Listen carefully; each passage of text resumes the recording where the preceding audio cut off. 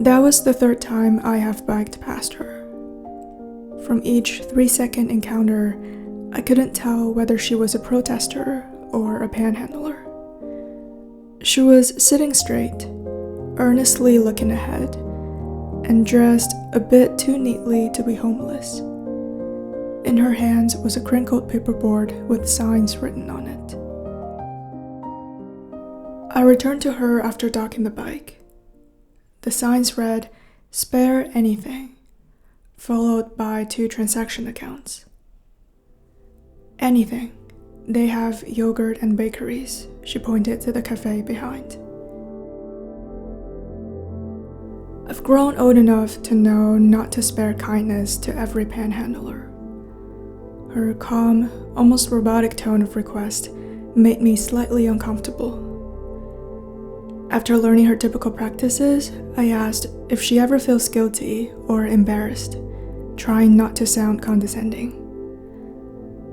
It was a question I'm always curious about, and based on my intuition, she seemed to be the type who would say yes. But I was wrong. She shook her head and made some noise in the same robotic tone. I was planning to find an excuse and leave, but then she started to disclose her life to me. So I sat down beside her and suddenly realized that I've been standing all this time. The burning sun from the west blatantly shed on her body. I could see the rash on her arms. She was far from being skinny. Her legs were swollen, tanned, and shiny, reminding me of smoked pork skin. It was a clear imprint of surviving countless summers. She had a black headscarf fully covering her head. As she slightly turned her body while talking, some short white hair was revealed above her ears.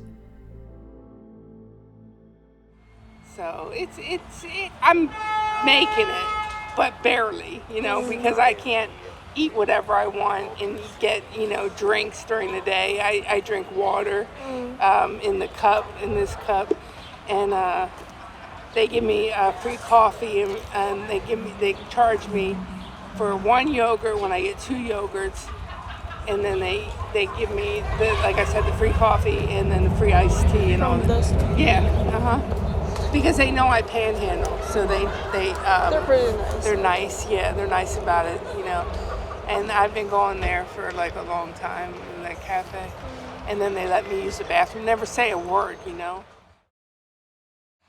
We went in there to wash up, and they were like, "So, what are you doing using the bathroom?" They would say something, they would mutter under their breath, and I'd be like, I just went in there and used it, and I would take the water and go like this and then wash my face, and then I would just take a rag and wash underneath my sweatpants. But it was hard, because you have to go to the bathroom. That's the hardest part about being in a tent, is going to the bathroom, because if you have to go to the bathroom and it's the middle of the night, you have to go. So you have to find somewhere to go, But they put the barricades up, and then all the people in the tents got vouchers. A lot of them under the tunnel were on drugs, and one girl overdosed on heroin. Her name was Tink, and I called 911. She was dead, and they were like, yeah, she died. She did 3 things of heroin, which is an overdose. And that's when they closed it down. They said the tents have to go because they were tired of people dying under there, They thought it was dangerous. But Ralph burned our tent down. And all my summer clothes were in there for Foreman Mills. I had like a season worth of clothes, and all of them got burned up. So I don't know why he did that. That was nasty. But yeah, definitely. I got to get a knife and mace because, I don't want to get robbed. I don't care about the money, like if I had to give up the money, but I don't want to get shot or stabbed, you know what I mean? Because That guy that shot the two Jewish people in front of the museum, he was staying right here. Yeah, he was staying at the Hotel Moro, and they had it on the news, and I was like, damn, he was right across the street from me. I didn't even know it, and he shot two people.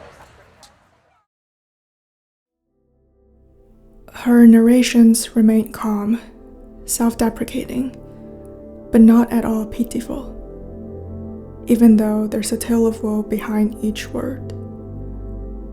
I couldn't infer whether that's her original character or a consequence of what she has gone through. Although I didn't fully agree with her stances, as the stories unfolded, I started to understand why she doesn't feel guilty.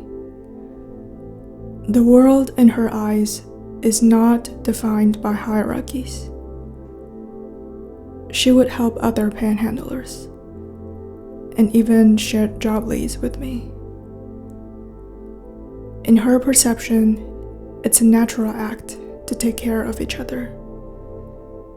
She's trying to be a good wife, a good mother, and she likely already is. I need the income. I need the panhandle because I need the money. I got to send my husband money. I just sent him $40 this morning, and now I got to make that money back, to keep afloat. You know what I mean? But he's in jail, so he needs money. It's expensive, the commissary and the phones and all that. He'll ask for $150 in commissary, and that'll last him a month. But even though it's like $1 a noodle, it still adds up because he gets like Cheez-Its, noodles, cool off. That's the package thing, and then he gets like the shoes that he gets because he doesn't want to wear the boots. I have a son. Oh. Yeah, he's autistic. He's in Bowie, Maryland. Oh. He's with the foster parents. He got adopted 3 years ago, and he's special needs. He's in a private school. He's doing really good, and I get to talk to him once a month. Even though he's adopted, I still see him. So, it's like, they're really kind about it. I fought for him for 5 years. Oh. They hired a lawyer, and the judge awarded custody to them. Yeah, I was trying. I fought like hell, but I had a lot stacked against me. I got a job and I got an apartment when I was fighting for him, but I just didn't have enough. I just didn't. They went with them because they were more stable for him. And they take him all over the world. He's been to Germany, he's been to Los Angeles, Belize, Jamaica, Mexico. Oh. They take him on a vacation every year. He's been on 2 cruises. They make $250,000 a year. So he's a producer at C-SPAN. So he does really good. So he has a movie theater in his house, and he has his own room. So I'm happy for him. You know what I mean? He's doing so good. But he's like fussing now because he's like, he wants to be with me. He's like, where are you? And I'm like, I've told him, several times where I'm at. When they panhandle in the subway station, like a lot of them panhandle right there at the subway because it's busier. Because I don't get a lot of traffic coming up here. I give them money. I give the panhandlers money. Oh, you give them? Yeah. For what I make, Xavier panhandles at St. Joseph. Sorry, I'm schizophrenic. At Trader Joe's, and I give him like $2. To start his day off. Why do you do that? To be nice. Just to be nice, because I know what it's like to struggle, and I just, it makes their day, they get the big smile on their face, and then.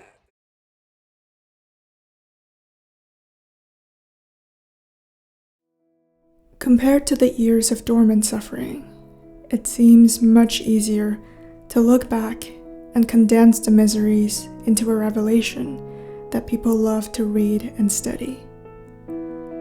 But I always remind myself, only that person who has experienced every second can have the right to say, the pain shall pass. Things will get better. So all I can say is, she's barely making it. But she has won many battles on the journey to make ends meet. Battles with her physical survival. Battles with the places or people that repel her existence. And battles with hope. Except that her happiness is transient but concrete. She never lingers after the successes. She can't linger.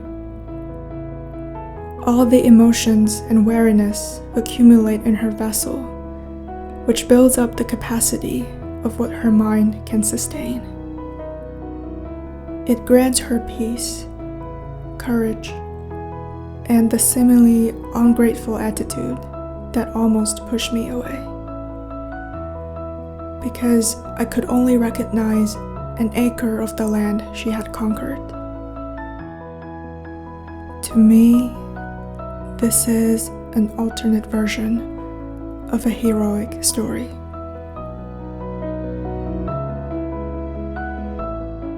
I say God bless you.